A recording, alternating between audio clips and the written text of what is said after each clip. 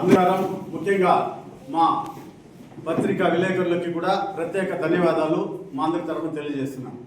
అంటే ఇదివరకే కొన్ని రోజుల క్రితం మన ఎమ్మెల్యే గారు అయితేనేమి, సంబంధించిన నాయకులు అయితేనేమి ఏదో మీటింగ్ పెట్టుకున్నారు. వాళ్ళు మీటింగ్ పెట్టుకున్నప్పుడు వాళ్ళు ఏం చేయాలంటే వాళ్ళ అభివృద్ధిని కానీ వాళ్ళు చేసే అభివృద్ధిని కానీ చెప్పుకొని, అంతేగాని ఏదో మీటింగ్ పెట్టుకునేది మన కోసం మన అభివృద్ధి చేసుకోవడం ఒకటి అమరన్ గురించి మాట్లాడేంత హక్కు ఆయనకు లేదు. అమరన్న ఎక్స్పీరియన్స్, ఆయన అనుభవం అంత లేదు నీ వయసు. ఆయన పుట్టినప్పటి నుంచి రాజుగా, మగధీరుడుగా, వీరాది వీరుడుగా, మచ్చలేని నాయకుడిగా ఎదిగినాడే తప్ప నీ మాదిరి కోర్టుల్లో అక్కడ ఇక్కడ పోయి ఇవే కోర్టులు అంతా చీలు కట్టుకుని నిలబడుకునే వ్యక్తి కాదు అతను. అతను అభివృద్ధి అంటే అమరన్న, అమరన్న అంటే అభివృద్ధి. తెలుగుదేశం ఎప్పుడు కూడా రైతులు కానీ అన్ని విధాలు కూడా కాపాడుకునేది తెలుగుదేశం పార్టీ. ఈ తెలుగుదేశం పార్టీని, ఈ కూటమి ప్రభుత్వంని విడదీసేదానికి మీరు లేనిపోని కక్ష రూపంలో మాకు కలతలు పెట్టి మీ కుట్ర రాజకీయం చేస్తే మేము దీన్ని సహించం. ఎందుకంటే ఎన్నో విధాలుగా చూస్తున్నాం. ఎక్కడన్నా కానీ మన అమరన్న గారు, అతను కానీ వాళ్ళు కానీ ఎక్కడన్నా కూడా విమర్శించే విధంగా ఎక్కడన్నా ఉందా? ఎప్పుడు కూడా న్యాయంగా పోతున్నాం. అధికారం ఉన్నప్పుడు అట్లే ఉన్నాం, అధికారం లేనప్పుడు అట్లే ఉన్నాం. మీకు అధికారం ఉండి 5 సంవత్సరాలు మీ సర్పంచులు ఇందులో కూర్చొని ఉంది. ఈ రోజు మా ప్రభుత్వం 2 సంవత్సరాల్లో 14 ఫైనాన్స్ అయితేనేమి, 15 ఫైనాన్స్ అయితేనేమి మీకు లక్షలు మీ అకౌంట్లో పెడితే పరిగెత్తున్నారు మీ సర్పంచులు. మీ సర్పంచులను మేము తిట్టలేదా? మీ సర్పంచులు ధర్నాలు చేయలేదా? మీరు ఏ శాఖ చేయలేక మేము అభివృద్ధి చేసి మా సర్పంచ్ రీసంపరం చూడకుండా కూడా ఈ కుటుంబ ప్రభుత్వం మీకు 14 ఫైనాన్స్ 15 ఫైనాన్స్ వేస్తే ఈ రోజు పరుగులు తీస్తున్నారు. అభివృద్ధి చేస్తున్నారు. అభివృద్ధి కోసం మాట్లాడండి, అంతేగాని మా అమరన్న మచ్చలేని నాయకుని ఏ విధంగా ఉంటాం మీకు పద్ధతి కాదు. దయ ఉంచి మీకు తెలియజేస్తున్నాము. మీ అభివృద్ధి గురించి చెప్పండి. తర్వాత ఇంకా క్రమశిక్షణ పార్టీ తెలుగుదేశం ఏ విషయంలో తీసుకున్నా, ఈవెన్ కింద సర్పంచ్ నుంచి even CM Chandrababu Naidu level వరకు కూడా ఒక ఫోటో కాల్ ఉంటుంది, ఒక సబ్జెక్ట్ ఉంటుంది. ఎవరు కష్టపడినారు వాళ్ళకి మాత్రమే పదవులు దక్కుతుంది తెలుగుదేశంలో. మీ మాదిరి ఇంకోటి ఇచ్చి డాక్టరేట్లు అవి తీసుకునే సబ్జెక్ట్ ఉండదు.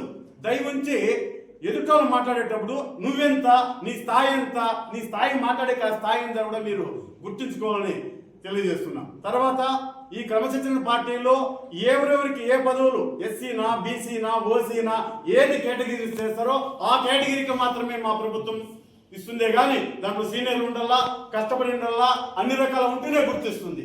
ఈ రోజు అన్ని రకాలు చూస్తున్నాం. ఈ రోజు మా ఆలకొప్ప రాజన్న ఆయన సీనియర్ నాయకుడు, ఆయన నీకేమన్నా తక్కువ కాదు, మీకేమన్నా తక్కువ కాదు. ఒక వాల్మీకి, మేము కూడా వాల్మీకుల్లో ఈ నియోజకవర్గంలో ఎక్కువ ఓట్ల శాతం ఉన్నాం. మేము మాకు ఇస్తే మీకు ఎందుకయ్యా బాధ? మా వాల్మీకులు ఎందుకు విమర్శిస్తారు? ఏముంటే మీరు విమర్శించుకోండి, లేదంటే మీరు మీ బాధను పడుకోండి. మా వాల్మీకులు విమర్శించద్దండి దయ ఉంచి. కాబట్టి ఖచ్చితంగా చెప్తున్నాము, మా క్రమశిక్షణ పార్టీ ఆ పార్టీ ప్రకారం ఏ కేటగిరీకి వస్తే ఆ కేటగిరీకి మేము పదవులు ఇస్తున్నాం, న్యాయం చేస్తున్నాం. దయ ఉంచి ఇలాంటి ప్రకటనలు పలుకుతూ చేయకూడదని. ఇంకోటి చెప్పాలంటే తెలుగుదేశం 5 సంవత్సరాలు దీనికి ముందు అభివృద్ధి, ఈ రోజు అభివృద్ధి. అమరన్న కుప్పం లెవెల్లో ఈ మినిస్టర్గా ఉన్నప్పుడు వర్కులు తెచ్చినట్టు లేదు రాష్ట్రంలో. ఆయన ఈ రోజు పుట్టినప్పటి నుంచి రాజు, మగధీరుడు, ధీరుడు. కావాలంటే పసిపిల్లని మాదిరి నడుస్తాడు. ఆయన పర్సనాలిటీ ఏమి, ఆయన హోదా ఏమి, ఆయన నడకేమి, ఆయన మీరు విమర్శించేది పద్ధతి ఉండాలి. మేము ఇక్కడ విమర్శిస్తున్నాడా? అభివృద్ధి కోసం పోరాడుతున్నాడు కానీ ఎక్కడ విమర్శించరాదు. దయవించి మా వాల్మీకులను కూడా గుర్తిస్తున్నారు. దయవించి మా గురించి మాట్లాడొద్దని మీరేమైనా చెప్పుకోండి అని మీకు విన్నవించుకుంటాను. ఇంకోటి ఏమంటే గుమ్నా కూర్చున్నారు అనుకుంటా ఉంటారు. న్యాయము ధర్మంతో ఉండాం కాబట్టి ఆ విధంగా ఉంటాం. దయ ఉంచి మీరు దాన్ని తెలుసుకోవాలని గుర్తిస్తున్నాము. పడమాటగా చెప్తున్నాను. అలుగుటయే ఇరుంగని మహామహితాత్ముడ జాత శత్రుడే అలిగిన నాడు మీలాంటి వారందరూ ఏమవుదురో అని తెలుసుకోవాలని గుర్తిస్తూ వినిపించుకుంటున్నాం.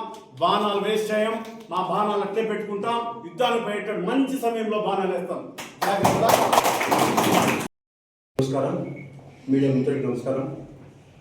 ముఖ్యంగా 2 రోజుల క్రితం గంగవరం సర్పంచ్ తనయుడు రెడ్డి ప్రసాద్ గారు కొన్ని విషయాలు నా భూమి గురించి మాట్లాడడం జరిగింది. 302 సర్వే నెంబర్లో 2 ఎకరాల 20 సెంట్ల భూమిని భూమిని కలెక్టర్ గారు ఆదేశిస్తే తహసీల్దార్ గారు హ్యాండ్ ఓవర్ చేసుకోమని చెప్పడం జరిగింది. మీకు ఒక రికార్డు కూడా ఇచ్చాడు అతను. మేము ఇస్తున్నాం, కలెక్టర్ గారు ఇచ్చిన ఆర్డర్ అనేసి. ఆ ఆర్డర్లో ఏమీ లేదు. అయ్యా, డీకేటీ పట్టా అంటే ప్రభుత్వ భూమి. ఆ భూమి మనకి సాగు చేసుకునే వరకే హక్కు ఉంటుంది, అంతేగాని అమ్మే హక్కు ఉండదు. కానీ మనం సెటిల్మెంట్ కోసం నేను మార్కెట్ వాల్యూకి అడిగింది వాస్తవం. దాని గురించి తహసీల్దార్ గారి దగ్గర కోర్టులో పోరాడుతున్నాను, ఇది వాస్తవం. అంతేగాని ఇతను వచ్చి ఫేక్ సర్టిఫికేట్ తీసుకొచ్చి భూమిని హ్యాండ్ ఓవర్ చేసుకోమంటే ఇది తప్ప కాదని మేడం తెలియజేస్తున్నాను. ముఖ్యంగా ఈ భూమి మా పూర్వీకుల నుంచి వచ్చింది. ఈ భూమికి మా తండ్రి గారు నా భాగరీత్యా నాకు ఇచ్చారు. ఈ భూమికి వారసులు మా అక్కోళ్ళు ఇద్దరు ఉన్నారు, నా తమ్ముడు ఉన్నారు, మా అబ్బకు పుట్టినోళ్ళు. కానీ బయట వాళ్ళంతా ఎందుకు అడుగుతున్నారో నాకు అర్థం కాల. నేనేమైనా ఫేక్ చేసింటే తహసీల్దార్ అడగల, ఇతను ఎందుకు అడుగుతున్నారో నాకు అర్థం కాలేదు.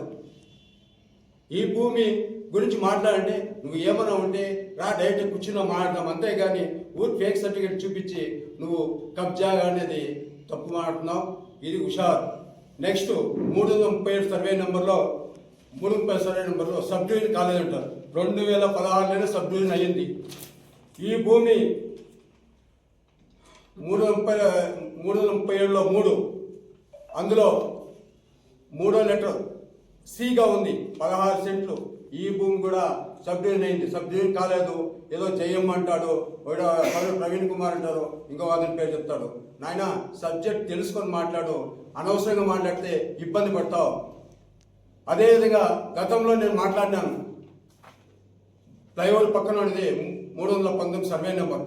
అది మా మామగారైన మోహన్ రెడ్డప్ప అతను సాగు చేసి సుమారు 50 ఏళ్ళ క్రితం 50 ఏళ్ళ నుంచి సాగు చేసుకుంటున్నాం. ఆ భూమి వాళ్ళు వచ్చి అడిగినారు నాకు, మా భూమిని వైసీపీ వాళ్ళు కబ్జా చేస్తున్నారు, మీరు తహసీల్దార్ని ప్రశ్నించండి అని అడిగినారు. ఆ విషయాన్ని నేను తహసీల్దార్ తీసుకెళ్తే వాళ్ళు, అయ్యా మా వాళ్ళు తెలియకుండా ఇచ్చినారు, ఈ భూమి ఆల్రెడీ మా వాళ్ళు ఇచ్చారు, వాళ్ళే కలెక్టర్ ఆఫీస్కి పిలిపించి దీన్ని క్యాన్సిల్ చేసినారు, ఇది ఆన్లైన్లో చేస్తే రాదు అని ఆ సర్టిఫికేట్ అన్ని కూడా పోయిన సర్టిఫికేట్ ఇచ్చింది తహసీల్దార్ గారే.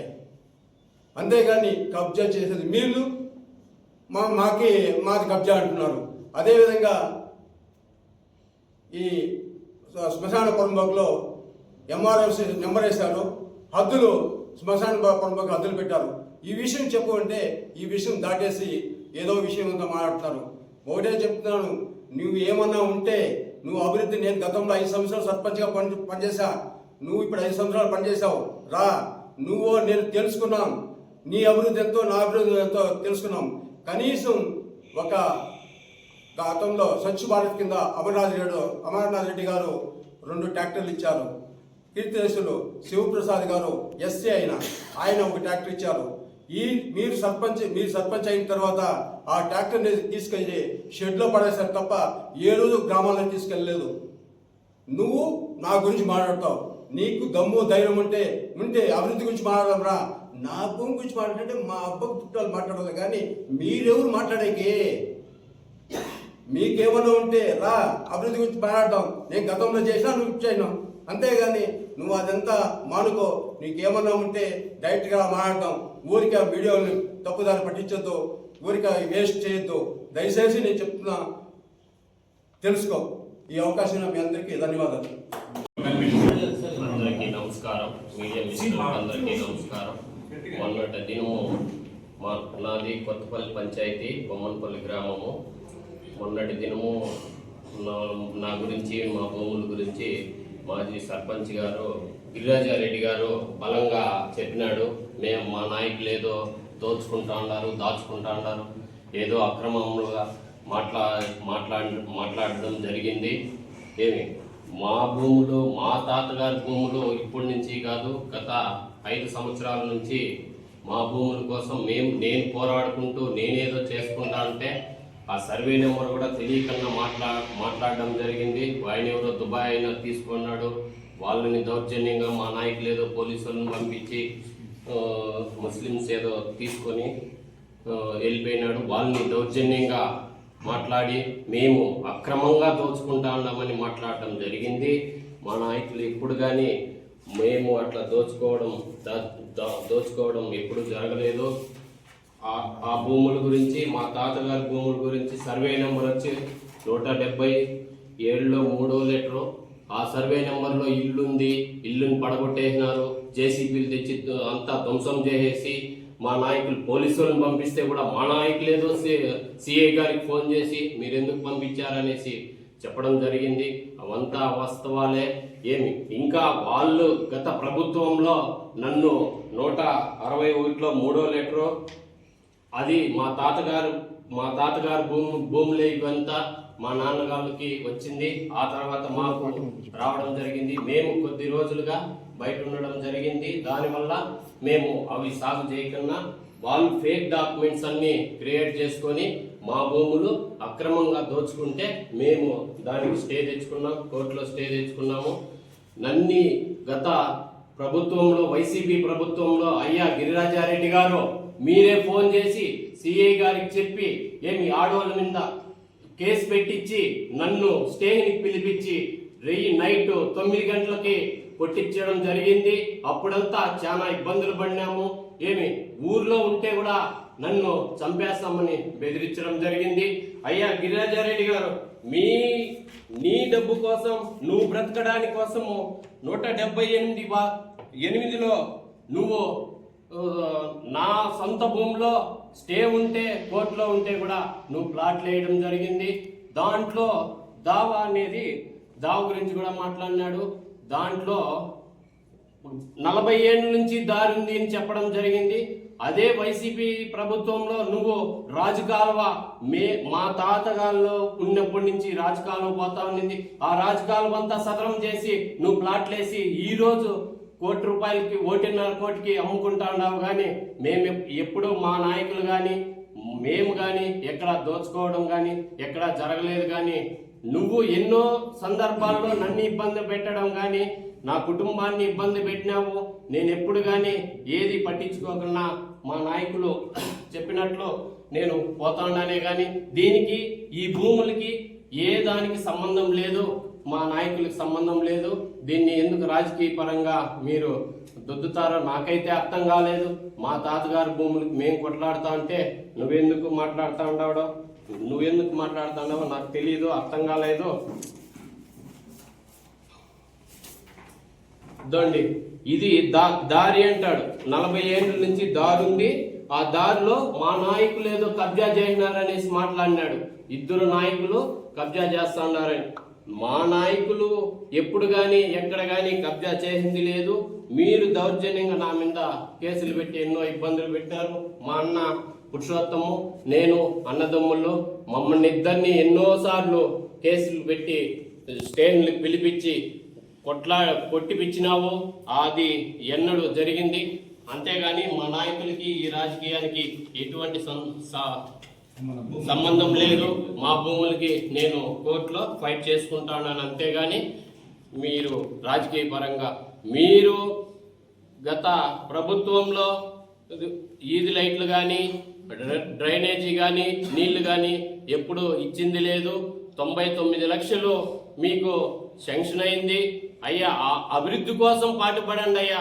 భూముల కోసం, మా భూముల కోసం మేము కొట్లాడుకుంటా అంటే మీరెందుకు అనవసరంగా దీన్ని రాజకీయం చేసి మా మీద రుద్దుతారో మా నాయకుల మీద ఎప్పుడు రుద్దొద్దని నమస్కారం చేస్తాను. నమస్కారం. నిన్న మన వైసీపీ విస్తృత స్థాయి సమావేశము పెట్టిన బాగానే ఉంది. మీ సమావేశంలో మీ గురించి మాట్లాడుకోవాలి.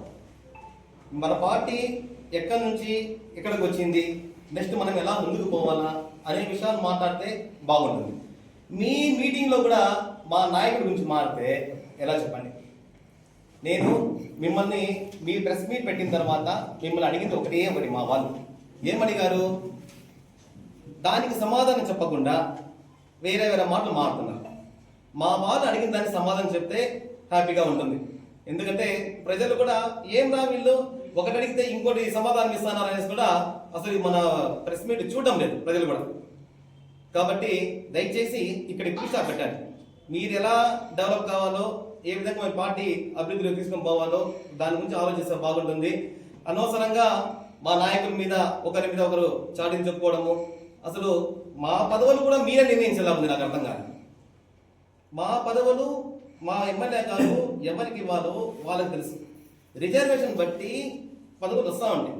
కష్టపడిన వాళ్ళకి ఖచ్చితంగా పార్టీలో గుర్తింపు అయితే ఉంటుంది. కానీ మీలాగా మళ్ళీ ఏమేమో అంటారే వాళ్ళు ఎలకలు రకరకాలుగా, మా వాళ్ళు ఏమో 2 కౌన్సిలర్లు ఉన్నారు వాళ్ళు అడగండి ఏమేమో అన్నారు. ఇవన్నీ అయిపోయింది కదా, అయిపోయింది. మళ్ళీ మారితే అది వేస్ట్ అన్నమాట. దయచేసి వైసీపీ నాయకులకు ఒకటే చెప్తున్నా, మీరు ప్రెస్ మీట్ ఇస్తే మా వాళ్ళు ఎవరో ఇస్తారు. కానీ యాక్చువల్గా నేను కూడా ఎందుకు మీడియా ముందుకు రావాల్సి వచ్చిందంటే, ఎందుకంటే మీకు వర్క్ ఉందో లేదోమో కానీ మాకు చాలా వర్క్ ఉంది. ఎందుకంటే అధికారంలో ఉన్నాం కాబట్టి, ప్రజలకు సేవ చేయాలనే ఉద్దేశంతో ఉన్నాం కాబట్టి, మాకందరికీ చాలా వర్క్ ఉంటుంది. కాబట్టి దయచేసి ఇంతటితో మీరు కృషి పెడితే బాగుంటుంది. లేదు మారుతామంటే మళ్ళీ మారుతానడం అంతే. దానివల్ల పైసా ప్రయోజనం ఉండదు, మీకు ఉండదు, మనకు ఉండదు, ప్రజలకు అసలు ఉండదు. కాబట్టి దయచేసి మీడియా వాళ్ళు కూడా ఒకటే విజ్ఞప్తి, మీరు కూడా దీన్ని కొద్దిగా క్లోజ్ చేస్తే బాగుంటుంది. రిక్వెస్ట్ చేస్తున్నాను. ఎందుకంటే మాది ఇస్తాం, మళ్ళీ ఇస్తాం, మీకు పోయే ప్రశ్న కాదు కానీ ఎందుకు అనేసి. ఓకేనా? మాదేముంది, మీ